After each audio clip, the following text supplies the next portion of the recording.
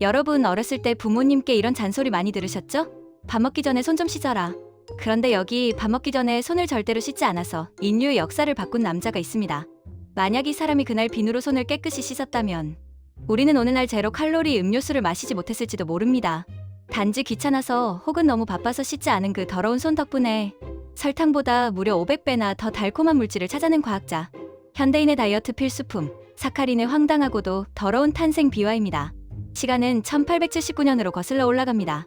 미국 존스 호키스 대학의 연구원이었던 콘스탄틴 팔버그는 실험실에서 석탄의 부산물인 콜타르를 연구하고 있었습니다.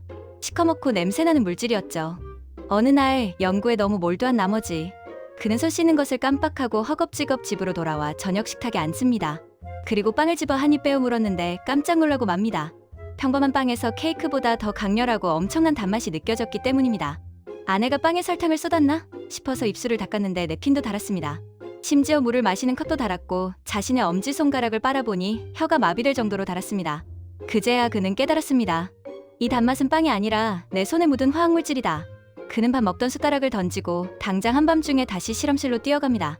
그리고 책상 위에 있는 정체를 알 수 없는 화학물질들이 담긴 비커들을 하나하나 직접 혀로 맛보기 시작합니다. 사실 이건 과학자로서는 절대 해서는 안 될 미친 짓이었습니다. 그 화학물질이 독극물이었다면 그는 그 자리에서 즉사했을 테니까요. 하지만 호기심이 란전 수칙을 이겼습니다. 수많은 비커를 찍어 먹던 중 마침내 그는 범인을 찾아냅니다. 끓어넘쳐서 비커 겉면에 말라붙어 있던 하얀 가루.